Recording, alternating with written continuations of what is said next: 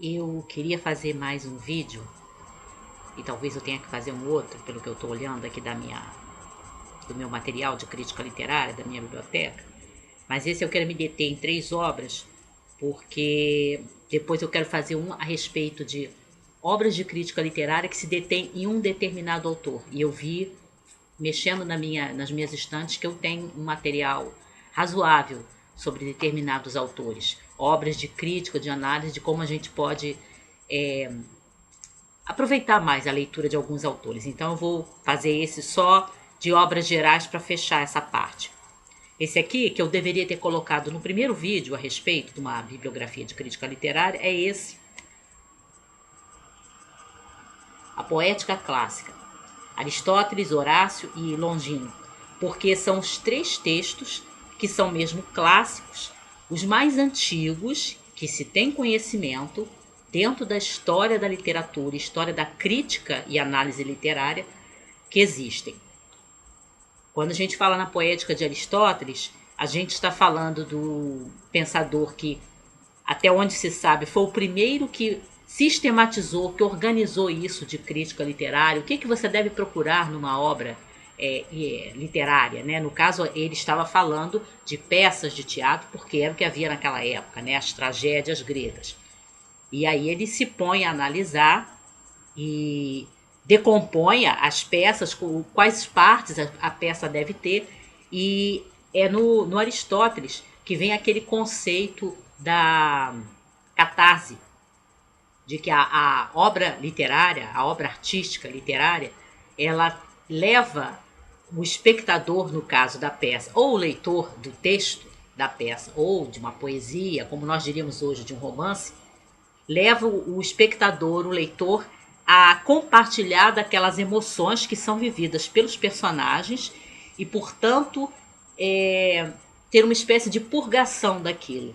Enquanto ele está ali se identificando com aqueles personagens, assistindo aquele drama, ele sente que ele está compartilhando aquelas emoções e assim está purgando as suas emoções, está pondo para fora as suas emoções, os seus sentimentos, através daquele drama que é representado para ele numa peça, ou no que nós diríamos hoje quando a gente lê um romance.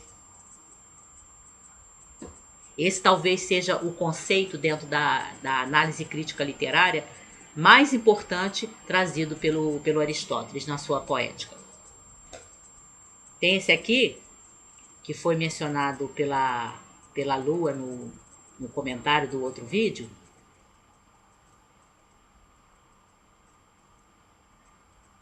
Aspectos do romance, do A.M. Forster, que era um romancista inglês, final do século XIX, começo do século XX. Ele é o autor de Passagem para a Índia, que foi filmado há uns 30 anos atrás, talvez, e foi muito comentado na época em que saiu o filme, porque aí popularizou o romance. E de Uma Janela para o Amor. E o Forster aí escreve esse livro, Aspectos do Romance, em que ele começa a analisar enredo, personagens, tipos de personagens, desfechos, onde inclusive ele faz algumas declarações bombásticas, como a maioria dos desfechos de romances são fracos, porque se convencionou, assim diz ele, né, que tem que haver um remate no enredo. Por que nós não teríamos a liberdade de parar o romance quando começou a ficar chato ou ficar tedioso? E ele também é autor, ele contribui para a área da crítica literária com um conceito também que foi citado por outros autores depois que ele lançou, que é aquele conceito de que existem basicamente 2 tipos de personagens num romance, numa peça, num conto, que seja, numa obra literária, que são as personagens planas e as personagens redondas. As personagens planas são aqueles personagens simples, esquemáticos, que você pode definir em 1 ou 2 palavras, que tem alguns tiques específicos, né? E que então você nem demora a reconhecer quando ele aparece no romance, ou no conto, ou na novela, ou na peça, você já sabe que é ele. Ele se caracteriza por 1 ou 2 qualidades só. É uma personagem plana. E as personagens redondas são aquelas personagens mais complexas, mais elaboradas, e que às vezes vão até mudando ao longo, né, das peripécias do romance, ao longo da obra literária que você tá lendo, ou da peça que você está assistindo. E por último, esse aqui,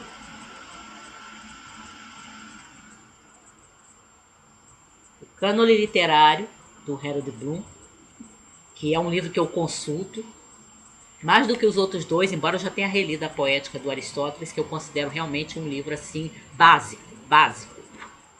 Mas esse aqui, o Cânone Ocidental, eu frequentemente pego para consultar. No final ele tem inclusive uma lista, né, de várias obras e vários autores que ele considera que estão realmente no cânone.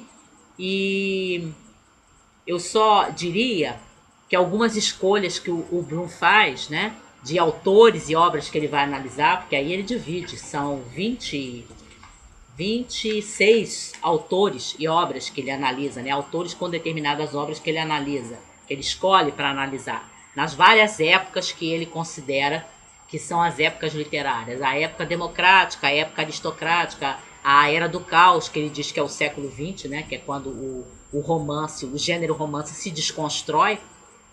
E aí ele escolheu alguns autores, algumas obras que eu não escolheria, e algumas que eu questiono seriamente. Porque, por exemplo, ele não coloca nenhum autor ou obra, com exceção do Dante, antes do Shakespeare, né? Nos seus capítulos de análise. E aí eu fiquei achando que é porque ele, por exemplo, não poderia explicar os trágicos gregos como influenciados pelo Shakespeare, que essa é a tese básica do Bloom. Quem pega qualquer livro de análise e crítica literária do Bloom, que ele começa a esmiuçar mais as suas teorias, vê que ele diz que todos os autores, todos os escritores, todos passam pela escola Shakespeare, né?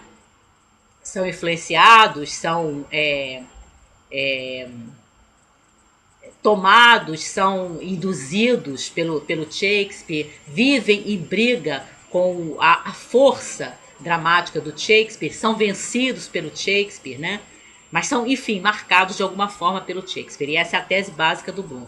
Só que aí ele, por exemplo, pula os trágicos gregos, o Ésquilo, o Sófocles, o Eurípides, porque ele não vai poder dizer que os trágicos gregos devem alguma coisa ao Shakespeare. Então eu achei isso muito suspeito. E quando ele pega o Dante, que também viveu antes do Shakespeare, ele faz uma análise também que eu achei assim muito confusa.